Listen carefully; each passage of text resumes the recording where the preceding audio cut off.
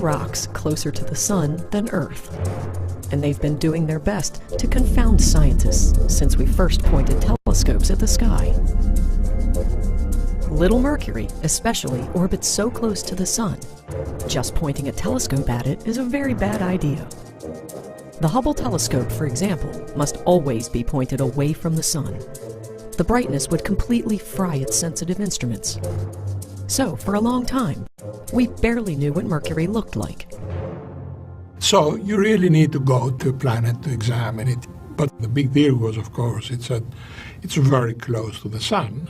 The Sun is 11 times as intense, and you cannot tolerate to be there for very long.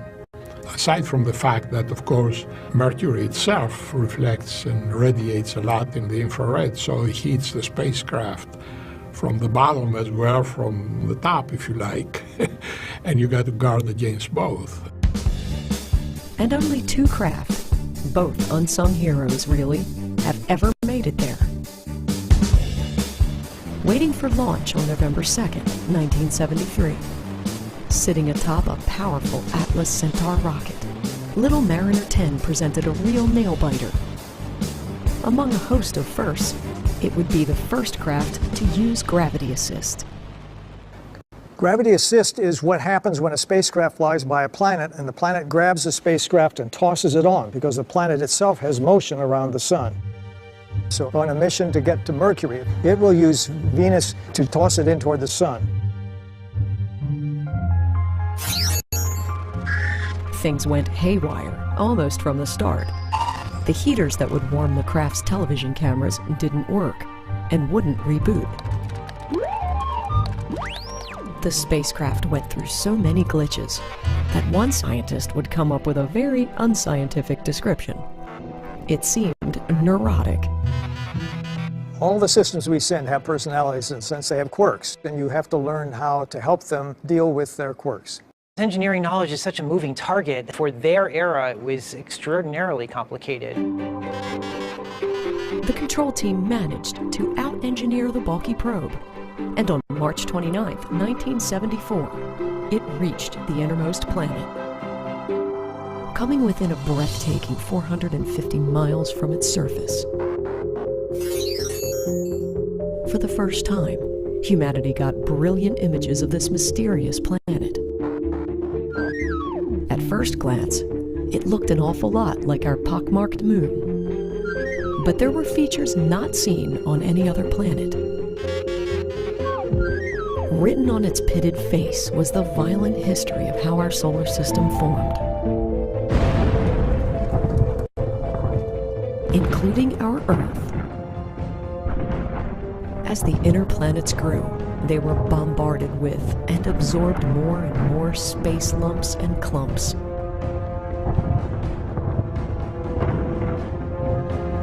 The record of the bombardments have long eroded away on Earth. But Little Mercury, being so close to the gravitational pull of the Sun, is still a shooting gallery.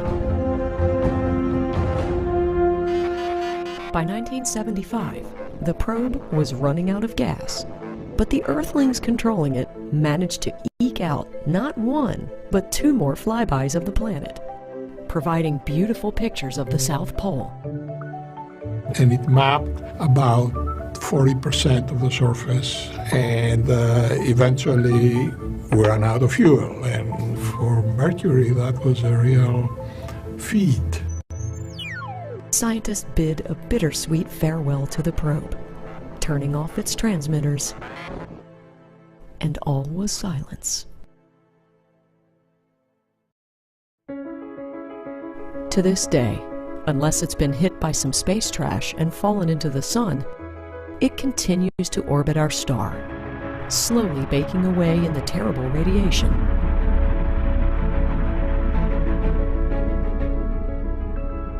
It would be 36 years before we went back to Mercury. Now, the mission would be trickier, to actually orbit the planet for the first time.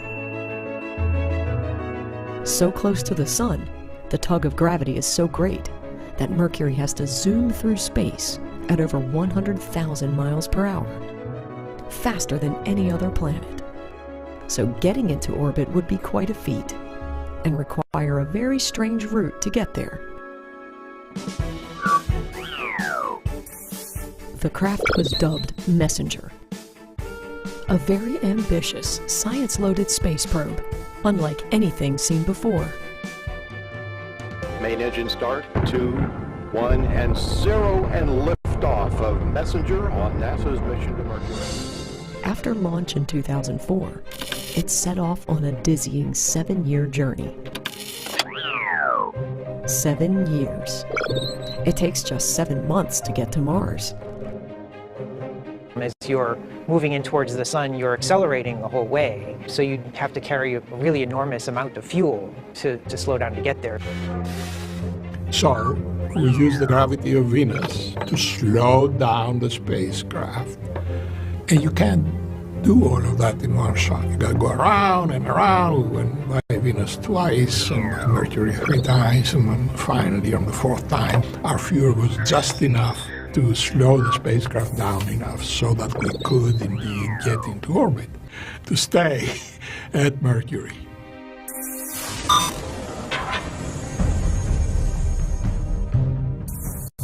It was March 18th, 2011, when Messenger slipped into orbit.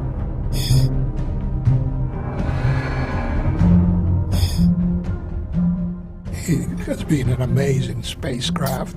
The technology challenge was great, especially in building the sunshade that was operating at something like 300 plus degrees centigrade. Winds coming from the sun can damage spacecraft, so you have to hide everything behind a thermal shield to protect it, and you have to be sure the spacecraft never looks away from the sun with its shield.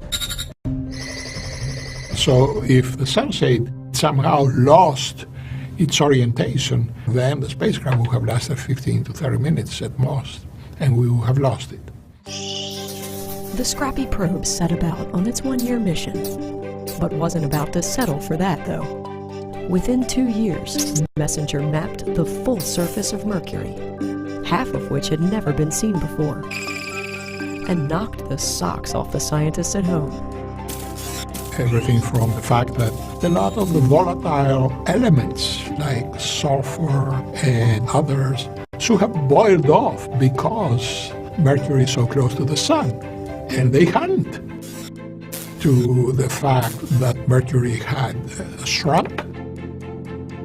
The entire planet is shriveling and wrinkling, resulting in giant cliffs and precipices. To the fact that there was indeed water ice in the holes on the North Pole where the sun never reaches. And it's not a small amount, perhaps up to 1 trillion tons. How did it get there?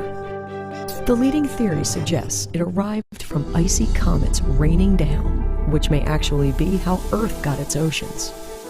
And it just says that at the time of formation of the solar system, water was everywhere.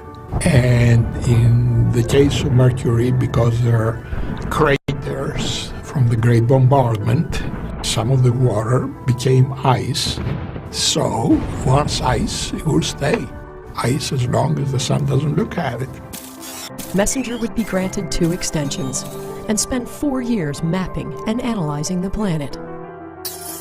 In 2012, Messenger determined that Mercury is basically a ball of iron, wrapped in a cocoon of rock. The iron core is about 85% of its radius, a massive fraction compared to our Earth's core, which is 50% of the planet's radius. And Mercury's center is molten and moving, giving the little planet an oversized magnetic field. Finally, by the spring of 2016, the CANDO Messenger probe finally ran out of gas, and NASA bid the craft a fond farewell. We are calling it end of mission for Messenger.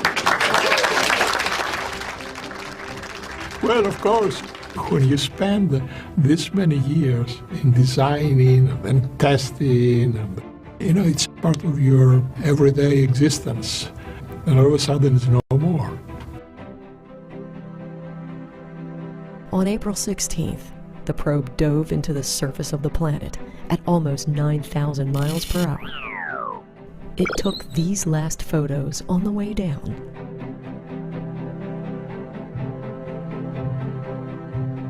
Of course, there was a sense of sadness, but also pride and satisfaction that it enabled us to do much more science than we had any right to expect.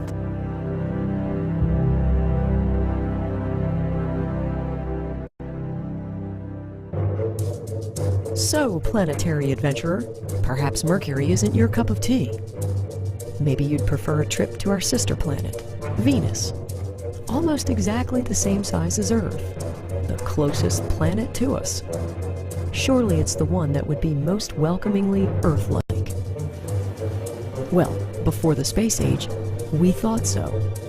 You can't see anything of Venus from Earth except atmosphere. So people envisioned a place thick with air, vast oceans, and lush greenery. It was only when we got there that we realized it was our evil twin, the opposite of our comfy home base, and perhaps even a glimpse into our nightmarish future. With a runaway greenhouse effect from its thick atmosphere, the surface of Venus is hot enough to melt lead. Full of volcanoes belching toxic gases, and would crush a human instantly. Much of what we know of the Hell Planet comes from the Soviet Union. They just kept blasting probes at it through the 60s, 70s, and 80s, watching them fail or be instantly destroyed by Venus's insane conditions, until they finally got a lander to the surface, which functioned for just minutes before failing. The Cold War race between the US and the Soviet Union extended into planetary missions, most certainly. There were parallel efforts by the Soviets to send spacecraft to Venus and Mars. The Soviets turned out to be pretty good at Venus and not so good at Mars.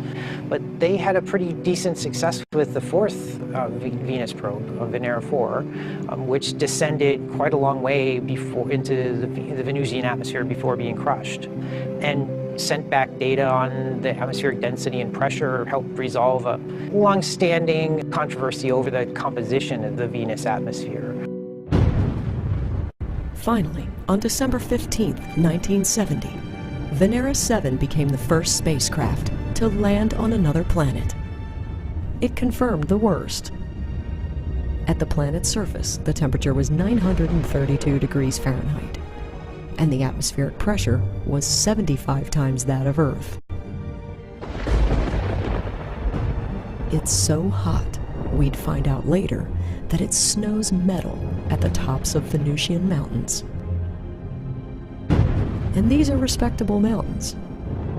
Maxwell Montes, the tallest peak on Venus, is almost 2 miles higher than Mount Everest. Venera 7, crafted of metal alloys that could withstand the pressures of deep-sea diving, lasted some 50 minutes. The surface of the planet turns out to be about the surface of molten lead.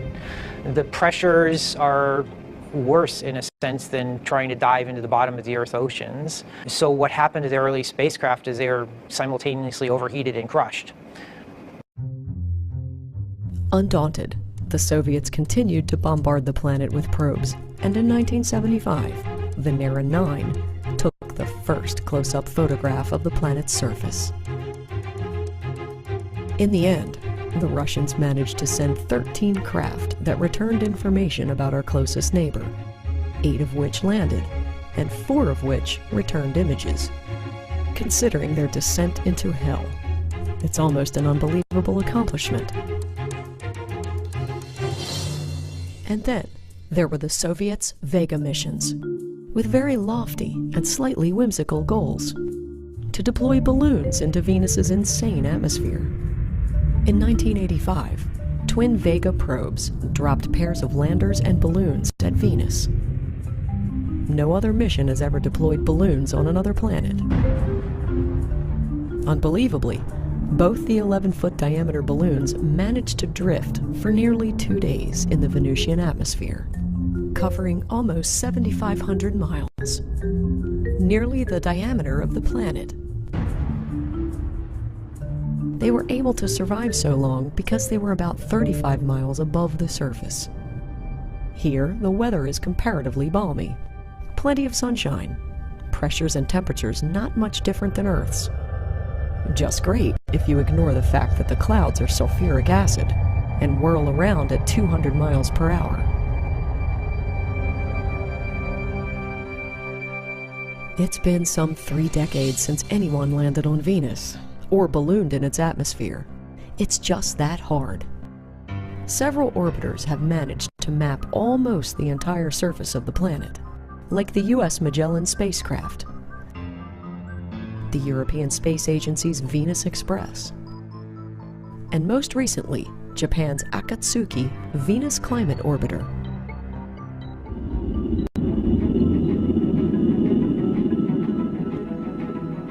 But the dream of humans visiting Venus is not dead. Remember how the Vega balloons showed that the Venusian weather becomes almost bearable at some 30 miles above the surface?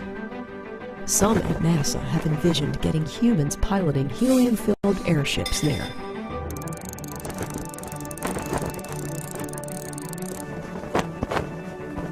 Some have even imagined establishing cloud cities. Looking good, Havoc. The plan is called the High Altitude Venus Operational Concept, HAVOC.